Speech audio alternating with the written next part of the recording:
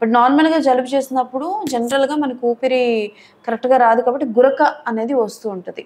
But సాధారణంగా ఎక్కువగా చూసుకుంటే జనరల్గా ఇప్పుడు చిన్న పిల్లలకు కూడా గురక అనేది వస్తుంది.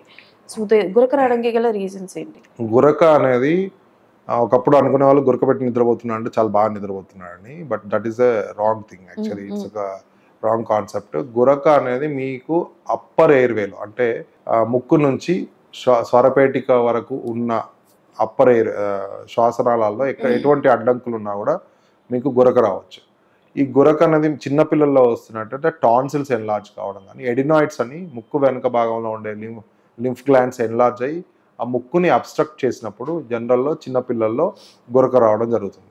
ఇకపోతే మిడిల్ ఏజ్ అడల్ట్ గ్రూప్లో గురక రావడానికి ముఖ్య కారణం అబ్స్ట్రక్టివ్ స్లీప్ యాప్నియా అనే జబ్బులో భాగంగా మన అప్పర్ ఎయిర్వే మజిల్స్ మనం నిద్రపోతున్నప్పుడు అవి వాటి టోన్ అంటే గట్టిదనాన్ని కోల్పోయి కొంతవరకు రిలాక్స్ డీప్ స్లీప్లో రిలాక్స్ అవుతాయి. లైక్ ఎనీ మజిల్ విచ్ మన అన్ని మజిల్స్ ఎట్లయితే రిలాక్స్ అవుతాయో ఈ అప్పర్ ఎయిర్వే మజిల్స్ కూడా రిలాక్స్ అవి అవి కొంచెం ఆ శ్వాసనాలకు సంబంధించిన ట్యూబ్స్ అనేది కొంచెం లోపలికి రావడం జరుగుతుంది.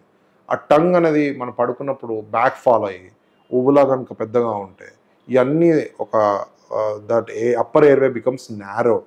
ఆ నారోడ్ అప్పర్ ఎయిర్వే నుంచి అంటే ఆ ప్రాంతం నుంచి మీకు గాలి ప్రసరించినప్పుడు ఆ స్నోరింగ్ సౌండ్ రావడం అనేది జరుగుతుంది.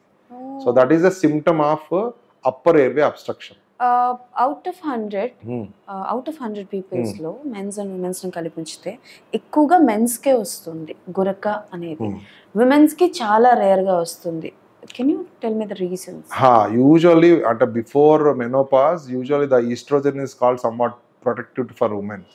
ఈస్ట్రోజన్ హార్మోన్ ఏదైతే ఉందో హ్యూమన్స్లో.